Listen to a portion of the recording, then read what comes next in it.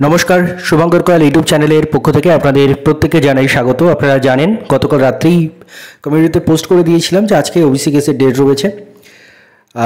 কী কী case সেগুলো আমি একটু আপনাদের দেখিয়ে দিই একবার। এটি গতকাল আমি পোস্ট করে দিয়েছিলাম, দেখতে পাচ্ছেন। আজকে অনারেবল জাস্টিস তপব্রত চক্রবর্তী এবং অনারেবল জাস্টিস রাজশেখর মান্থার এজলাসে দুপুর 2টোর সময় শুনানি ছিল। এই সমস্ত কেসগুলো সবগুলোই ওবিসি কেস রিলেটেড, তাই সবগুলো অ্যাসাইন ম্যাটারে রয়েছে এবং টাই আপ হয়ে রয়েছে একটার সঙ্গে আরেকটা। এই সমস্ত মামলার শুনানি ছিল এবং শুনানি প্রায় 2 ঘন্টা যাবৎ চলে। এবং আমি কয়েকটা জাস্ট সংক্ষেপে ইম্পর্টেন্ট বিষয় যেগুলো আজকে কোর্টে হয়েছে সেগুলো তুলে ধরছি। প্রথমত, এই ওবিসি সার্ভে নিয়ে মেনলি সার্ভের প্রসেস রুলস ফলো হয়েছে কিনা সেগুলো নিয়েই আজকে মেনলি কথা হয় এবং এই সার্ভে কতটা যুক্তিযুক্ত কীভাবে হয়েছে সেটা নিয়ে কথা হয়। এবং তার সাথে সাথে আদালত একটা প্রশ্ন করেন যে এটা লিজিসলেটিভ হয়েছে না এক্সিকিউটিভ অর্ডার হয়েছে, অর্থাৎ এটা কি বিল উত্থাপন করে বিধানসভায় পাশ করা হয়েছে নাকি জাস্ট একটা লেজিসলেটিভ অর্ডার, মাফ করবেন, একটা এক্সিকিউটিভ অর্ডার পাশ করা হয়েছে।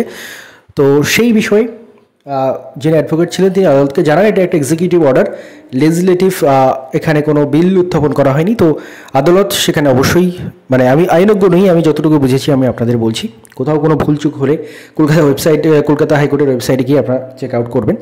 তো সেখানে হাইকোর্টের অনারেবল জাস্টিস যারা ছিলেন তারা যেটা বললেন যে এটাকে লেজিসলেটিভ প্রসেসের মাধ্যমে করা উচিত ছিল। এবং তার সাথে সাথে এই যে সার্ভে প্রসেস, এটা নিয়ে সাবমিশন উকিলরা যারা ছিলেন তারা করেন এবং সেখানে তাদের সাবমিশন অনুযায়ী যে প্রত্যেক জেলায় মাত্র 50টা করে বাড়িতে তারা সার্ভে করেছে। একটা জেলায় 50টা বাড়ি, প্রায় টোটাল পশ্চিমবঙ্গের প্রায় মাত্র 1000 বাড়ির কাছাকাছি তারা সার্ভে করেছে এবং তার থেকেই তারা 140টা ওবিসি কাস্ট পেয়ে গেছে। এবং এই বিষয়টা নিয়েও যথেষ্ট প্রশ্নের মুখে, প্রশ্নচিহ্নের মুখে এই ওবিসি সার্ভে। এবং এখানে অনারেবল জাস্টিস মান্থা তিনি কিন্তু অনেকগুলো প্রশ্নচিহ্ন তুলে দিয়েছেন। প্রথমত তিনি জানতে চান যে কত % মানুষকে ইনক্লুড করা হয়েছে, রুলস প্রপারলি ফলো হয়েছে কিনা, ইত্যাদি ইত্যাদি। আশা করি সেটা আপনারা দেখেছেন ইতিমধ্যে। এবং আলটিমেটলি যেটা হয় যে আলটিমেটলি পরের শুনানির ডেট সেটা কিন্তু প্রথমে বৃহস্পতিবার দেওয়া হয়েছিল এবং পরে সেটাকে আরও এগিয়ে নিয়ে আসা হয় এবং আগামীকালই এইটা নিয়ে আবার শুনানি হবে এবং আগামীকালই এটা নিয়ে কোনো একটা ডিসাইসিভ কিছু আসবে বলে মনে হচ্ছে। আজকে 2 ঘন্টার শুনানি থেকে সেটাই মনে হয় যে আগামীকাল এটা নিয়ে আরও ডিটেলসে শুনানি হবে এবং এগুলো নিয়ে, এর পন্থা নিয়ে এই সার্ভে আদৌ সঠিকভাবে হয়েছে কিনা। এবং তার সাথে সাথে সবচেয়ে বড় কথা, আদালত যে বিষয়ে ক্ষুব্ধ, justice honourable justice Mantha, honourable justice Chakraborty, যে কাস্টগুলোকে আদালত বাতিল করেছিল, এই বেঞ্চই বাতিল করেছিল যে কাস্টগুলোকে পুনরায় সার্ভে করে, সেই কাস্টগুলোকেই আবার ইনক্লুড করা হয়েছে।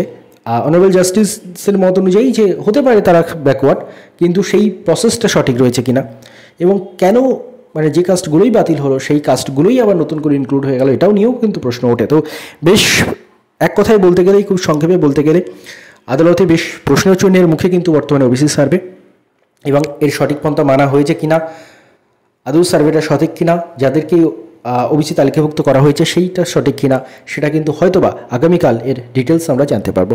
ধন্যবাদ আপনার সবাইকে ভিডিওটি মন দিয়ে দেখার জন্য। এবং কারো যদি আরও ডিটেলসে জানার ইচ্ছে হয়, আমি খুব সংক্ষেপে বললাম, কারো যদি আরও ডিটেলসে জানার ইচ্ছে হয়, কলকাতা হাইকোর্টের অফিসিয়াল ইউটিউব চ্যানেলে এটা লাইভ ছিল, সেখান থেকে আপনারা কিন্তু দেখে নিতে পারেন। ধন্যবাদ আপনার সবাইকে।